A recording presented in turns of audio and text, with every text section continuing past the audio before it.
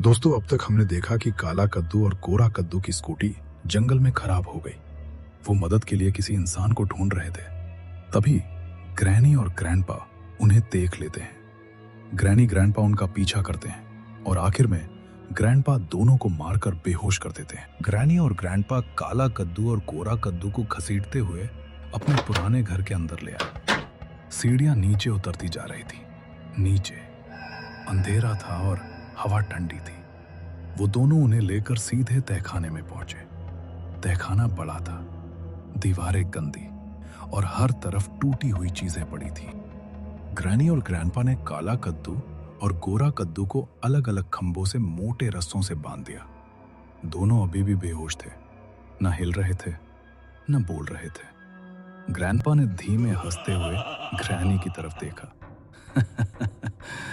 चलो, इन दोनों को पकाने की तैयारी करते हैं। हाँ, आज तो अच्छा खाना मिलेगा। फिर दोनों तहखाने से बाहर चले गए। काला कद्दू और गोरा कद्दू अंधेरे तहखाने में खंभों से बंधे पड़े रहे, लेकिन उन्हें नहीं पता था कि जागने के बाद उनके साथ क्या होने वाला है। ग्रैंडपा स्लैब के पास खड़े थे और चाकू को पत्थर पर तेज कर रहे थे। धातु के रगड़ने की आवाज पूरे कमरे में गूंज रही थी। दीवार पर दो कंकाल टंगे थे, खामोश, बस हड्डियां हल्की सी हिल रही थी। दूसरी दीवार पर एक पुरानी तस्वीर थी, उसमें 4 शैतान बने थे। उस तस्वीर के पास दीवार पर खुरची हुई लिखाई थी, हेल्प मी। कमरे का हर कोना डर जैसा महसूस करा रहा था।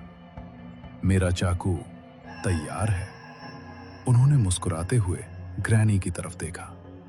जाकर देखो, 2 में से किसको होश आ गया है। जिसे होश आ गया हो उसे लेकर आओ। ग्रैनी ने सिर हिलाया, धीरे धीरे मुड़ी और तहखाने की तरफ चलने लगी। उसके कदमों की आवाज खाली घर में गूंज रही थी। ग्रैनी धीरे धीरे नीचे उतर रही थी। हर कदम के साथ और ज्यादा डर फैल रहा था।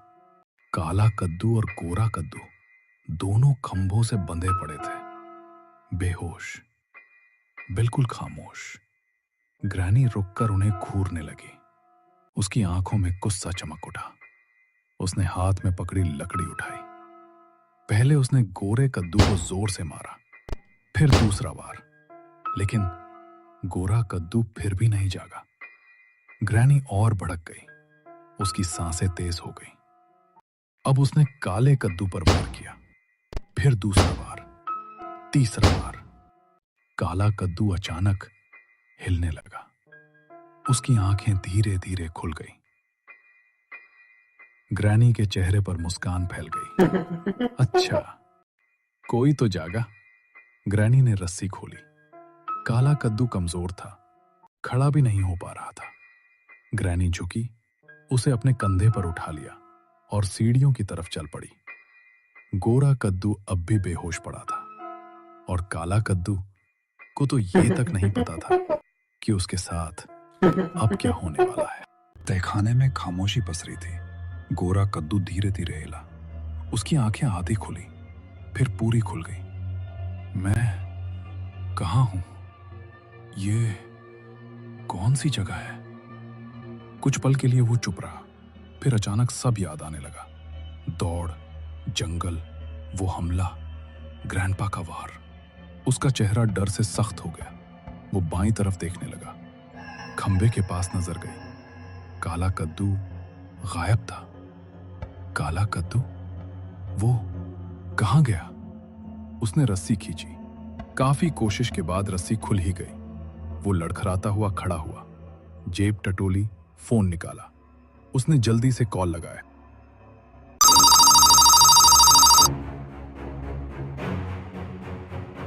हेलो, टकला नेता। मैं और काला कद्दू बड़ी मुसीबत में है। जंगल में फंस गए और ग्रैनी। फोन अचानक कट गया। उसने फोन की स्क्रीन देखी, ब्लैंक। इस बैटरी को भी अभी ही खत्म होना था। Hello hello. टकला नेता दोबारा कॉल करता है, लेकिन फोन स्विच ऑफ आता है। लगता है काला कद्दू और गोरा कद्दू को ग्रैनी ने पकड़ लिया है। अब मुझे ही उन्हें बचाने जाना पड़ेगा। वो चारों तरफ देखने लगा, तेज सांसें, धड़कन बढ़ती हुई। फिर वो बाहर की तरफ बढ़ा, काले कद्दू को ढूंढने के लिए। लेकिन गोरा कद्दू नहीं जानता था कि उसका भाई काला कद्दू अब किस डर के सामने खड़ा है। रात अभी भी काली थी, सड़कें सुनसान और हवा ठंडी। घर के दरवाजे खुलने की आवाज आई। टकला नेता बाहर निकला। उसके चेहरे पर टेंशन साफ दिख रही थी। वो जल्दी जल्दी चलता हुआ गैरेज के सामने पहुंचा।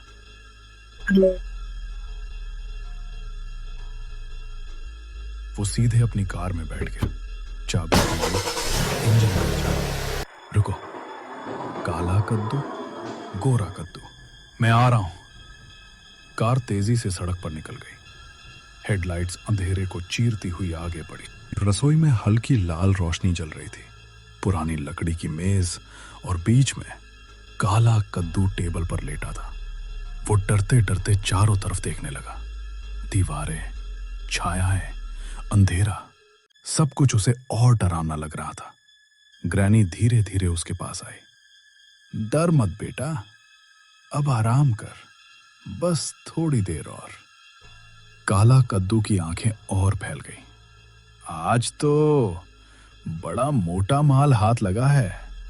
आज तो दावत होगी, दावत।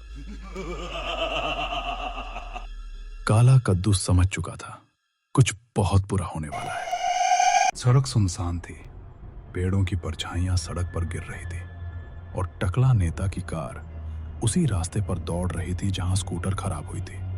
कुछ दूरी के बाद हेडलाइट्स ने एक चीज पकड़ ली। सड़क किनारे वही स्कूटर खड़ी थी। कार धीरे से रुकी। टकला नेता बाहर उतरा, तेज कदमों से स्कूटर के पास पहुंचा। उसने नंबर प्लेट देखी। चेहरा एकदम बदल गया। अरे, ये तो काला कद्दू और गोरा कद्दू की स्कूटर है। मतलब उन्हें यहीं कहीं से पकड़ा गया है। यही जंगल, यही रास्ता। उसने चारों तरफ घने पेड़ों की तरफ देखा। अंधेरा और भी भारी लगने लगा। फिर उसने फैसला किया, मैं भी जंगल में जाता हूं, उन्हें अकेला नहीं छोड़ूंगा। वो टॉर्च ऑन करके जंगल के अंदर चला गया। गोरा कद्दू लड़खड़ाता हुआ तहखाने से बाहर निकला। उसकी नजर सीधी मेन दरवाजे पर पड़ी। वो बिल्कुल बंद था और उस पर ढेर सारी लकड़ियां ठूंस कर लगी थी। ऊपर एक बड़ा सा लॉक भी लगा था। वो धीरे धीरे दरवाजे के पास गया, हाथों से लकड़ियां खींचने लगा। लकड़ियां जमी हुई थी, जोर लगाने पर भी नहीं निकली। उसने दांत पीछे एक ही बार में पूरी ताकत लगाई। लकड़ी बाहर निकल गई और गोरा कद्दू जोर से पीछे गिर पड़ा। ग्रैंडपा चाकू हाथ में लिए खड़े थे। काला कद्दू उनके सामने, बिल्कुल डरा हुआ। चाकू ऊपर उठा, वार होने ही वाला था। ग्रैंडपा रुक गए। उन्होंने गर्दन घुमाई, ध्यान से सुना। ये कैसी आवाज थी? जाकर देखो कौन है नीचे। ग्रैनी बिना कुछ बोले मुड़ी, धीरे धीरे बाहर चली गई। गोरा कद्दू फिर से उठा। वो दोबारा मेन दरवाजे के पास पहुंचा, लकड़ियां खींचने लगा। इस बार और जल्दी और घबराहट में। परेशान मत करो, उसने वो हाथ झटक दिया और फिर लकड़ी खींचने लगा। अभी सबक सिखाता हूं तुम्हें। उसके सामने ग्रैनी खड़ी थी। ग्रैनी ने तुरंत अपने डंडे से मार मारकर गोरा कद्दू को बेहोश कर दिया। उसका हाथ पकड़कर उसे घसीटती हुई गलियारे से ले जाने लगी। सीढ़ियों से होकर वो सीधे रसोई की तरफ बढ़ रही थी। अब रसोई में दोनों भाई फिर एक साथ होंगे, लेकिन एक प्लेट पर और एक चाकू के नीचे। अच्छा, तो ये है ग्रैनी का घर।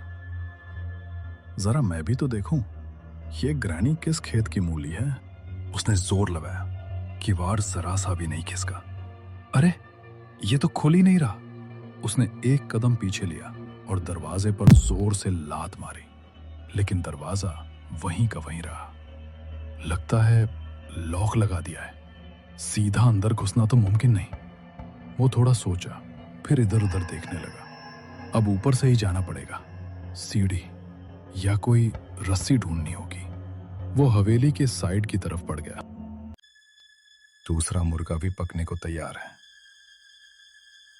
ग्रैंडपा के चेहरे पर खुशी फैल गई। आज तो सच में दावत होगी। पहले कटा कौन, ये भी मजेदार होगा। काला कद्दू गोरा कद्दू को किचन में देखकर सेहम जाता। टकला नेता सीढ़ी को दीवार के सहारे टिकाता है और सावधानी से चढ़ना शुरू करता है। तो दोस्तों, क्या लगता है आपको, क्या टकला नेता काला कद्दू और गोरा कद्दू को बचा पाएगा, या फिर वो खुद भी ग्रैनी का शिकार बन जाएगा? अगर आप जानना चाहते हैं कि अगले पार्ट में आगे क्या होगा,